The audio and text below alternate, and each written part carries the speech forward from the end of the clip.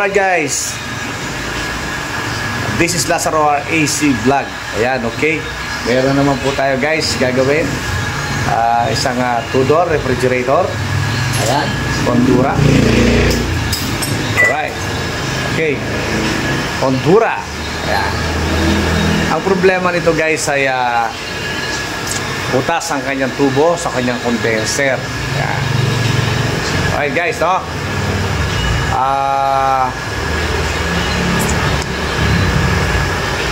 Pinalawang guys yung kanyang tubo sa ilalim. Yung kanyang ilalim, ayan.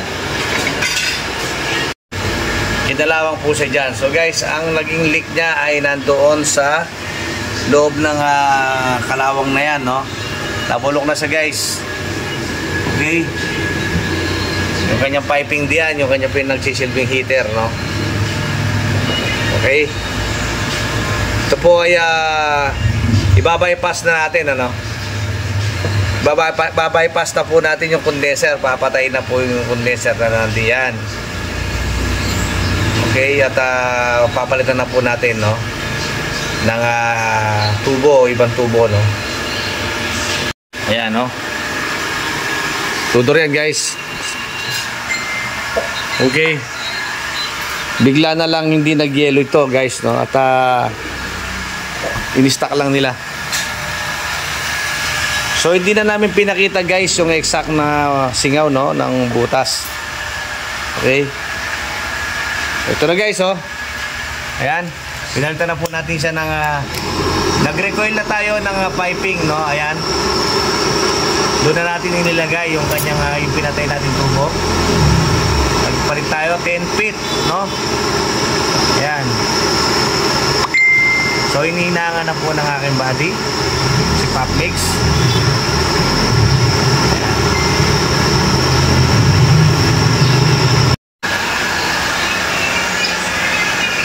So ayan po, no. Sa ilang sandali lang po ay matatapos na at nahinangan na po natin ng mga tubo, yung piping. At naikabit na rin po natin itong kanyang charging line. Ayan, no.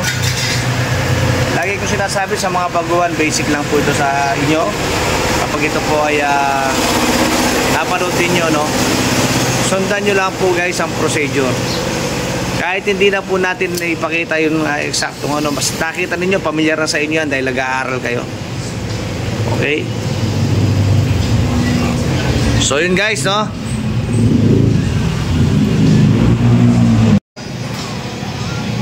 Thank you so much sa Madam Princess Velasco, okay, for trusting, okay, and Sir Kapok Policarpio Velasco. Thank you so much sir, for trusting of Lazaro Refrigeration and Air Conditioning Services. Ito na po sir and Ma'am Princess, yung inyong refrigerator at matatapos na po siya, no? Malapit na sa matapos. May iba-vacuum na lang, pero kanina ay flashing na po natin yan, no? Isi-short video na lang natin, no? So kung gusto niyo pong matuto, punta lang po kayo sa Lazaro AC Vlog, no? Makikita niyo po kung paano kami mag-change motor, how to troubleshoot, and how to change condenser for refrigerator, and how to change compressor motor, okay? And how to troubleshoot. Yan. So yun guys, abangan po ninyo ang mga susunod na video sa ating pagtatapos, okay? Ayun guys, no? Okay, so ang susunod nating procedure ngayon guys, dahil na-install na natin yung kanyang karagdagang condenser, yung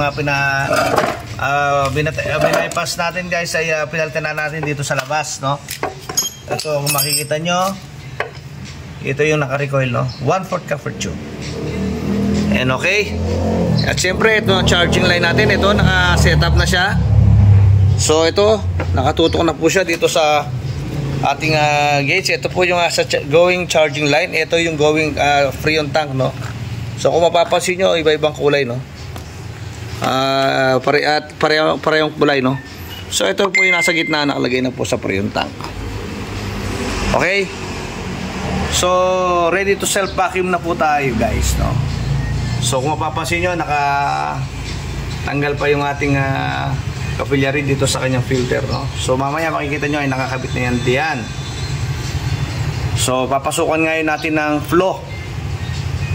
For sure na, para mawala yung mga dumi sa capillary. Make sure guys na meron tayong flow refrigerant. Ito guys, meron po tayong flow refrigerant. Actually, meron na, naipasok na po natin yung iba, no? So, magdadagdag na lang po tayo para sigurado tayo, no? Okay guys. So, yun guys, no? Naka-prepare na po ang ating mga gamit. Yung ating gauge manifold, freon tank, para tayo po ay mag-recharging na, no? So, kung mapapansin niyo ito guys, oh. Ayan po yung ating naka-recoil. Kung mapapansin nyo, 1/4 copper tube na naka-recoil, no? Yan po guys yung kapalit ng ating condenser na naka-indicate sa body na nagsisilbing heater. So binaypass na po natin siya guys, no? Dahil sira na po yun, may leak na. Okay? At the same time, ayan, nakaset na po yung ating filter, and then yung ating capillary, and then yung ating charging line. Okay, ready to self vacuum na po tayo guys, no? Self vacuum po tayo, hindi tayo gagamit ng vacuum pump, no? So si-simplified lang natin. Ito na po yung gauge manifold natin, no? Kung mapapansin nyo guys, dapat kulay blue itong nandito sa may low side, no? And then yellow, and then red. Nasira po yung ating hose, kaya same lang naman po yan. Sa mga gumagawa, hindi na po problema yan, no? So sa mga baguhan, kahit sa mga baguhan, no? So itong ating itong low side natin, ito, dating blue, ay tatakbo siya dito sa ating charging line. Alright. And then itong yellow hose na nasa gitna ay tatakbo siya dito sa ating freon tank. So nakaset na po yan guys. Ayan, okay? O yeah, ipa-plug na lang natin. And then magpapasok po tayo. Ito po yung tinatawag na flow refrigerant, no? Ilalagay po natin yan dito sa ating maliit na small piping, no? Ito po yung tinatawag na capillary tube. It's a long length of small diameter tubing which control or regulate the flow refrigerant from flowing into the suction line and into the compressor. Okay? So yun yung trabaho ng ating capillary, no? Ito po yung ipapasok natin para kung sakali ay meron mga konting moisture ito or konting dumi, lulusawin po ng ating flow refrigerant. Alright, no? So yun guys, start na po tayo to vacuum, to self vacuum, okay? So yun, ipa-plug na po ni Pop Migs. Ayan. Okay? Yun, no?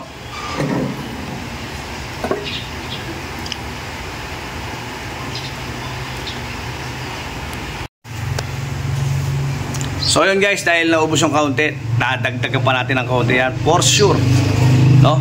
Ayan.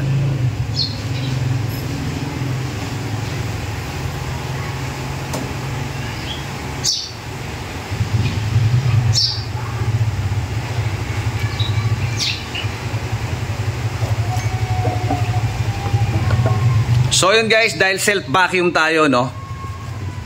Kung makikita nyo guys, no? Yung filter ay lalagyan natin ng sabon. Basta nagpapabula po tayo ng sabon. Ayan, kahit na anong gusto nyo sabon na pwede, basta bumubula. Ayan, no? Kung mapapansin nyo guys, ayan po siya, oh. Kapag tumigil ang pagbula ng ating filter at nakatukop po kayo dito sa ating capillary, meaning na-vacuum na po ang ating system, no? Na-vacuum na po ang system ng ating refrigerator. Ayan. So meron pa siya. Okay? Oh. Eto na guys ha. Lagi natin tandaan, no? Sa mga baguhan, lagi kong sinasabi, no? Pag self vacuum, papaanda rin natin yung compressor. Then tutukupin nyo yung ating capillary. Ayan, nakatukop siya, okay? Tapos kapag umaandar na siya, okay, yung ating gauge manifold, laging tatandaan na nakasarado. Laging nakasarado yan, no? Yan, sarado po yan lahat, no? Yan, nakasarado. Okay, so yun yung ating dahil yung ating filter, pahigop na yung kanyang lagyan mo ng sabon, pahigop na siya. Pero yan, pahigop na kanina, pero pressure na lang ng makina yan, ala na yan. Okay? Ayan, umihigop. Ayan, pahigop na siya, pahigop na po siya. So, ibig sabihin, fully vacuum na po ang ating system. Okay? Bubuksan ko na ngayon itong ating Freon tank. Ayan, okay? Pagpapawala na si Popmix ng ating Freon. And then, kahit na puno ang ating tangke, ituwad natin yan para yung liquid refrigerant niya ay pumasok sa ating compressor para mas maganda ang lamig kapag ito ay binuga.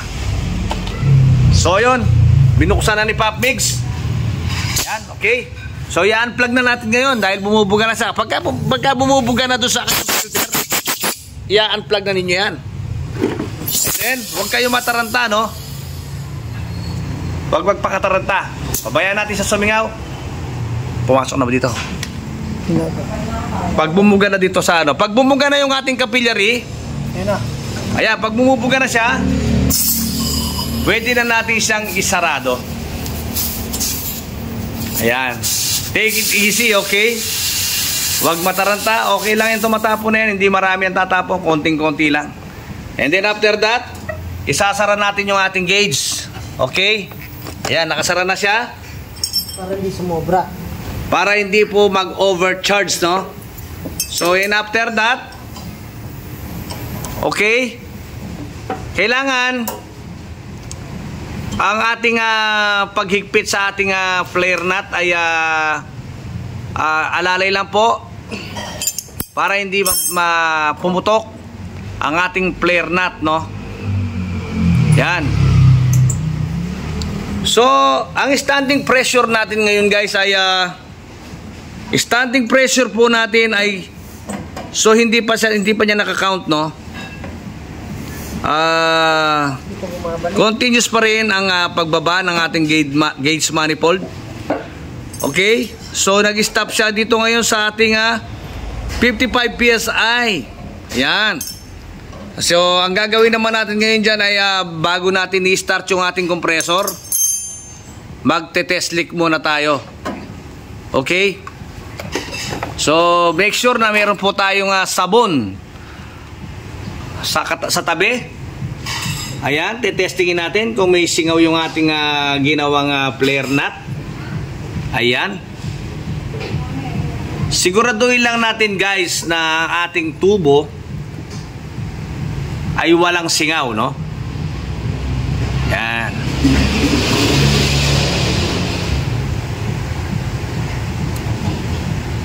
Ayan, tingnan mo dito.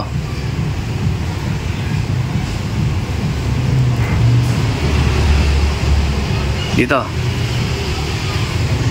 Gumamit ka ng basahan, pabulain mong ganoon para makapit yung... Okay. So yun guys, no? Clear. So pagkatapos ngayon nating tinest leak dahil wala tayong nakitang leak, pupunasan na natin ngayon yan, lilinisin na natin. And then sunod na natin ipiprepare, isi-safety na natin yung mga piping nya para na sa ganon ay pagkatapos nating mag-recharging, ipipix na natin.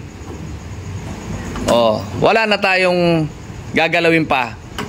Ready to use na yon. Okay.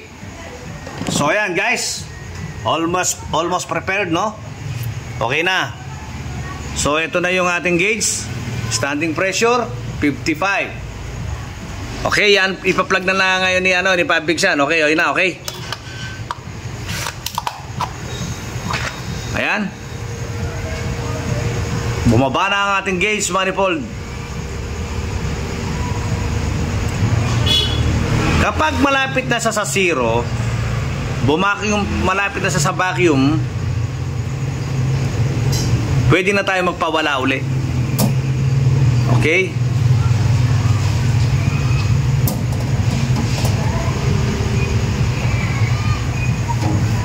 So dahil madami tayong pinasok, ayan, standby muna tayo dito para hindi tayo ma-overcharge, no?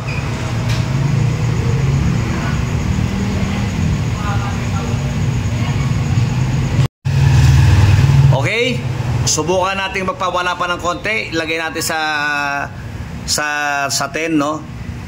Sige. Ayan. Sige, hayaan mo lang siya. Sige, hayaan mo. Sige, hayaan mo lang. Okay. Kung mapapansin nyo guys, yung ating access valve, ginamitan natin siya ng capillary tube. Okay, ayan o, nag-charge po tayo. Why?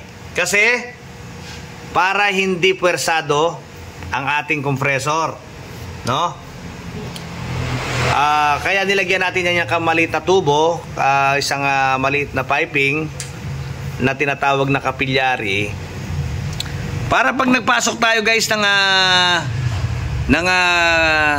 freon, hindi po matusta ang piece paper ng ating compressor, motor winding compressor, no? So mas maganda ito sa mga baguhan. Kapag nagre-recharging po tayo, kahit maiwanan natin bukas yung ating gauge manifold, ay hindi po mapupwersa ang ating compressor, no? Hindi siya mabibigla. Hindi kagaya nitong direct po siya na nakakabit yung ating access valve dito po sa kanyang charging line. Okay? Malaki po yung tubo na to, so wala siyang controller. So ginamitan natin siya ng maliit na tubo. Yun po ang nagsisilbing controller niya para hindi masira ang ating compressor. Lalo na kapag matanda na ang ating compressor, no? May edad na ang ating refrigerator. So kailangan natin itong alalayan. Okay? So ito na po yung standing pressure natin, no? So isasara na po muna natin for the meantime ang ating freon tank, no? Ayan, nakasara na pala. Okay, so waiting na lang po tayo sa result ng ating refrigerator, kung lumamig na ba ang ating refrigerator, no? Ayun. Dapat ang ating condenser ay umiinit siya, no? Ayan, umiinit na siya, no? Tapos yung ating filter dapat mainit din. Kapag hindi balanse ang init ng ating condenser, meaning hindi po maayos ang kanyang mga piping, pwedeng moisturizing system, at pwede ring barado ang ating mga tubo. Okay? Kapag barado ang ating mga tubo, hindi magiging balanse ang init ng ating condenser. Ganon din naman kapag ang ating tubo ay malangis, moisturizing system, hindi rin magiging balanse. Ito, katulad ngayon, balanse po ang ating init, no? Baba at itaas, mainit. Okay? Kapag ang itaas ay mainit, ang ibaba ay hindi mainit, malamig, meaning barado ang ating system, ang system ng ating refrigerator. So hindi natin itutuloy yon, kasi sayang lang yung ating ikakarga na freon. Okay guys, tingnan na natin ngayon ang ating refrigerator kung lumamig ba. Ayun oh. Ayan guys, malamig na siya. Ang bilis, no? Okay guys, abangan nyo ang mga susunod na video sa ating pagtatapos. So yun guys, no? Panoorin nyo lang po yan. Siguradong marami po kayong matututunan. Punta lang po kayo sa aking channel, Lazaro RAC Vlog. Alright. Ayun. Dapat ang ating condenser ay umiinit siya, no? Ayan, umiinit na siya, no? Tapos yung ating filter dapat mainit din. Kapag hindi balanse ang init ng ating condenser, meaning hindi po maayos ang kanyang mga piping. Pwedeng moisturizing system at pwede ring barado ang ating mga tubo. Okay? Kapag barado ang ating mga tubo, hindi magiging balanse ang init ng ating condenser. Ganon din naman kapag ang ating tubo ay malangis, moisturizing system, hindi rin magiging balanse. O ito, katulad ngayon, balanse po ang ating init, no? Baba at itaas, mainit. Okay?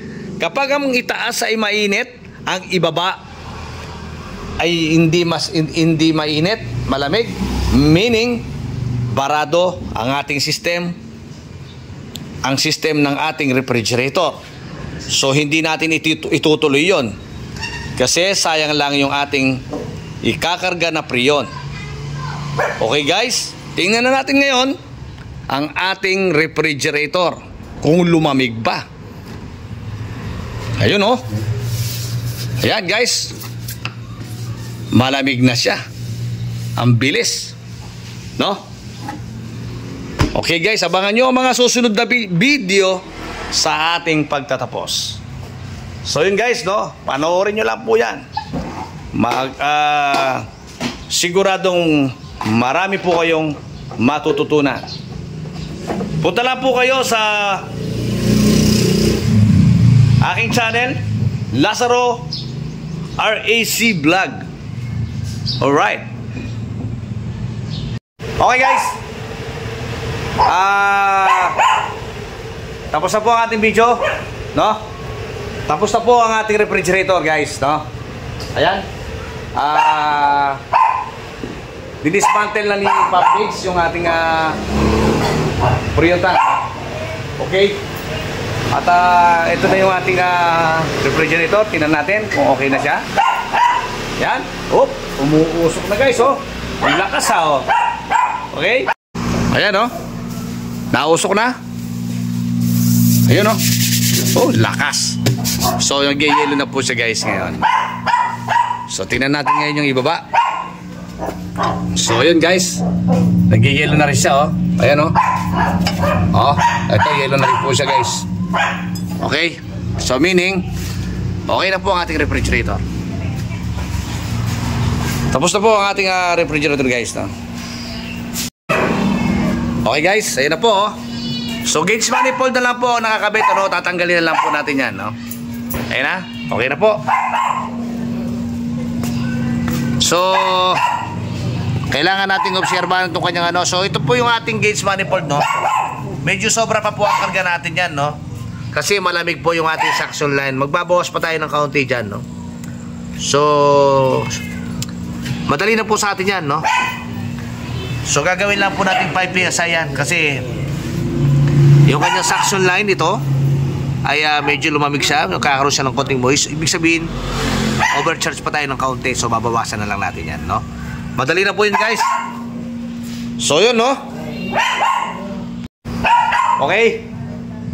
Hanggang dito na lang ating video. Alright, guys. Kung nagustuhan nyo po, huwag nyo pong kalimutang mag-like and share and subscribe. And don't forget to click notification bell para lagi po kayong updated sa aking mga video. Yahoo!